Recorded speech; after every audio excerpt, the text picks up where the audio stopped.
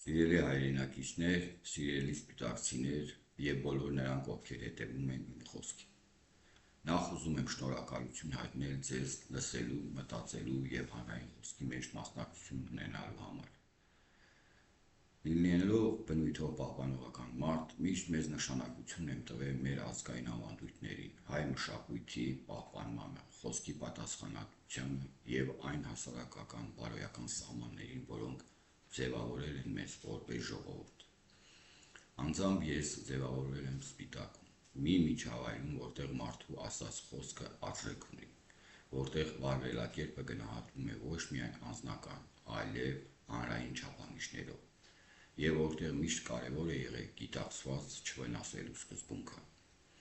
Հենց այդ արժեքային միջավայրից ելնելով ուզում եմ այսօր խոսել մի թեմայի մասին, որը իմ համոզմամբ չափազանց կարևոր է մեր հասարակության և պետական կյանքի համար՝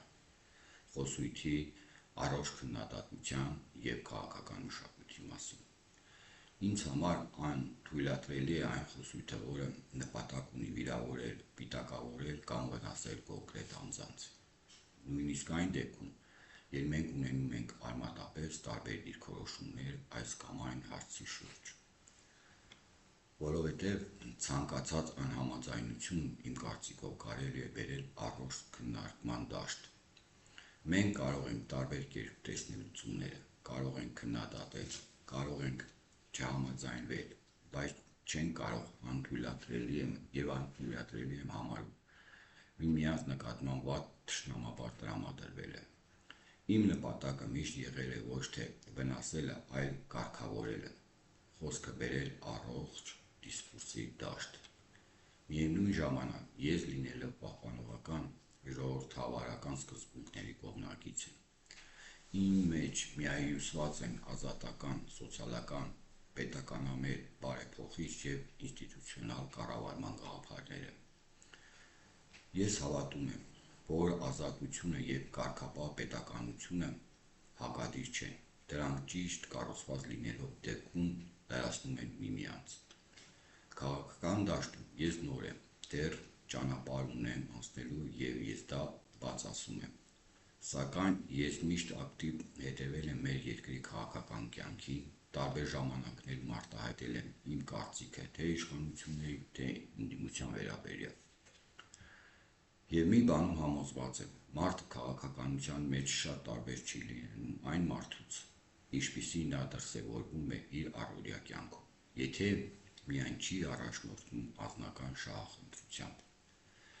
Հենց այստեղ ուզում եմ հստակ ընդգծել իմ սկզբունքը։ Ինձ համար անընդունելի է այն մոտեցումը, ըստ որի հնարավոր է երկարաժամկետ հանրային և պետական շահը զոհաբերել հանուն սեփական կարճաժամկետ շահի։ Այսպիսի մտածողությունը կարող է տալ պահային արդյունք, բայց երկար ճանապարհի վրա այն քայքայում է վստահությունը, թուլացնում է ինստիտուտները և վտանգում պետության դիմադրողականությունը։ Ինձ համար ընդունելի է մեկ այլ սկզբունք՝ հանրային բարիք ստեղծելով գտնել և ստանալ սեփական բարիքը։ Երբ մարդու հաջողությունը ծնվում է հասարակության, համայնքի և պետության համար ստեղծված արժեքից, այդ հաջողությունը դառնում է օրինաչափ, արժանապատիվ և կայուն։ Այլ սկզբունքով առաջնորդվող մարդկանց հետ ես կարող եմ համագործակցել հանուն կոնկրետ արդյունքի, սակայն այդ մտածողության հետ համակեցությամբ ապրել չեմ կարող, որովհետև ինձ համար կարևոր է ոչ միայն նպատակը, այլ նաև այն ճանապարհը, որով այդ նպատակը ձեռք է բերում։ Միևնույն ժամանակ ես չեմ կարող լավը չնկատել միայն այն պատճառով, որ դա իմը չէ, կամ ես դրա հետ ուղղակի կամ անուղղակի մասնակցություն չեմ ունեցել։ Ինձ համար անընդունելի է այն մոտեցումը, երբ լավը չեն տեսնում կամ չեն ընդունում միայն այն պատճառով, որ իրենցը չէ։ Եթե կա ճիշտ որոշում, օգտակար քայլ կամ հանրային բարիք ստեղծող նախաձեռնություն, ես պարտավոր եմ դա տեսնել, ընդունել և գնահատել անկախ նրանից, թե ում կողմից է այն արվել։ Որովհետև գիտակցում եմ, որ պետությունը կառուցվում է ոչ թե անձնական սեփականության զգացումով, այլ այն կարողությամբ, երբ կարողանում ես տարբեր կողմերից ծնված լավը ծառայեցնել հանրային շահին։ Հենց այստեղ ուզում եմ ևս մեկ կարևոր տարբերակում անել։ Իմ հիմնարար գաղափարները պահի ազդեցության համար չեն։ Եվ ես լիովին գիտակցում եմ, որ դրանք կարող են մեծ ազդեցություն չունենալ հասարակական կարծիքի վրա, որքան էլ ես դա ցանկանում եմ։ Ցավոք,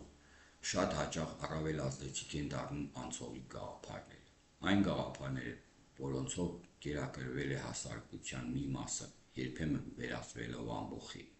որտեղ գերակշռում է ոչ թե քննադատական միտքը, այլ որևէ անհատի ճակերտավոր վարդապետության մոլագար պաշտամունքը։ Այդ մոտեցումը կարող է ունենալ ուժեղ ազդեցություն, բայց այն գրեթե միշտ կարճաժամկետ է, ուղղված պահի, իրավիճակի եւ անձնական կամ խմբային շահի,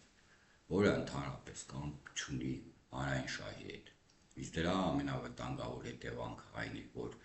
ժամանակի ընթացքում թուլանում է մարդու քննադատական մտածողությունը։ Երբ այդ կարողությունը թուլանում է, մարդը այլևս չի տեսնում հակասությունները։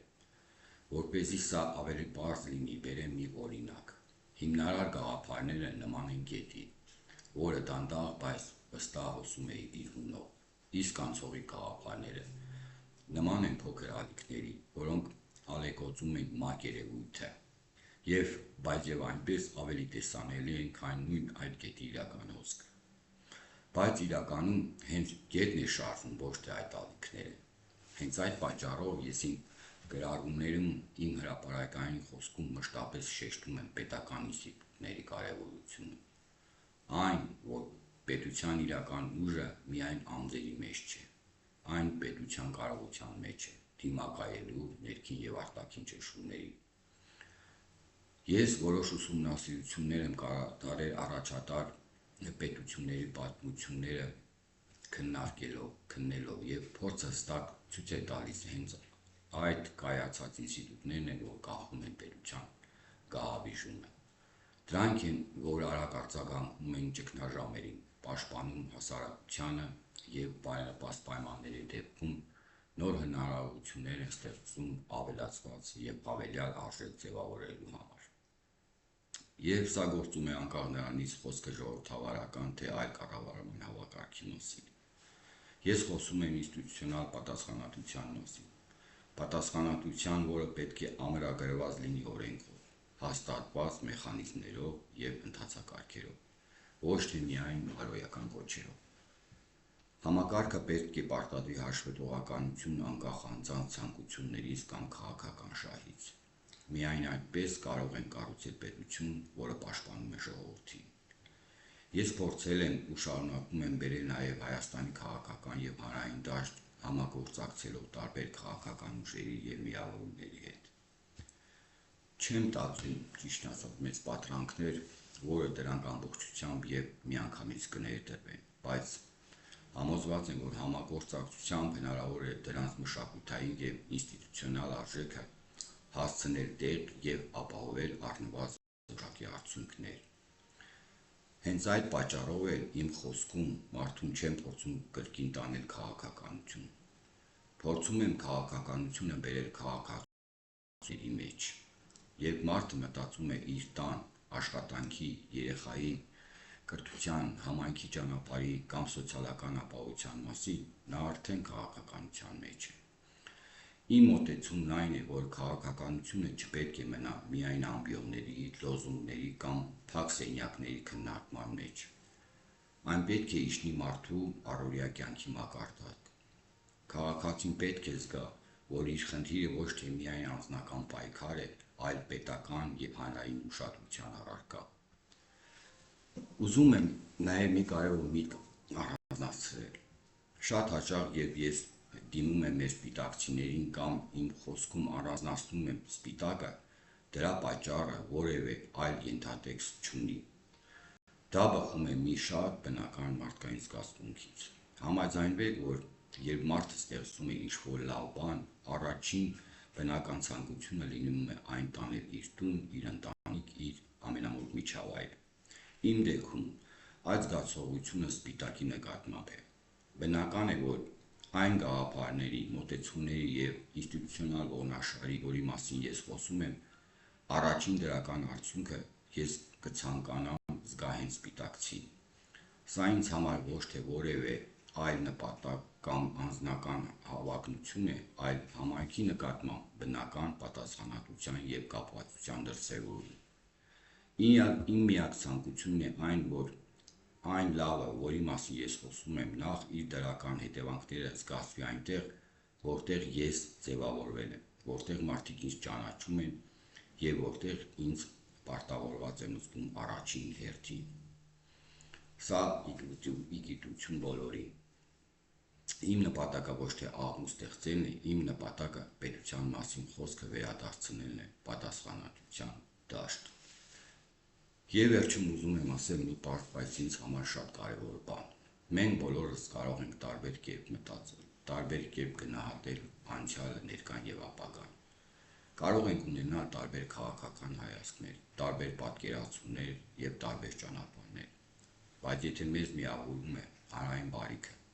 պետության ամրությունը և մարդու արժանապատվությունը, ինքնության զգացումը, ապա մենք արդեն ունենք այն հիմքը, որի վրա հնարավոր է կառուցել վստահություն։ Ես չեմ խոսում արդեն եղած բաժանումը խորացնելու մասին, ես խոսում եմ լսելու մասին, խոսելու և հնարավորության սահմանում ներում լուծումներ բերելու մասին, որովհետև իմ համոզմամբ ուժեղ պետությունը սկսվում է այն քաղաքացուց, ով լսված է, պաշտպանված է և իրեն մենակ չի զգում։ Եթե կարողանանք խոսքը վերադարձնել հարգանքի դաշտ, քննադատությունը պատասխանատվության դաշտ, իսկ քաղաքականությունը քաղաքացու առօրյա խնդրի լուծման դաշտ, ապա մենք արդեն քայլ կկատարենք դեպի ավելի կայուն և արժանապատիվ պետություն։ Այսքանը։ Եվ իմացեք, պետությունը սկսվում է մեզանից, մեր խոսքից, մեր վարքից, մեր պատասխանատվությունից։ Շնորհակալ եմ ձեզ լսելու համար։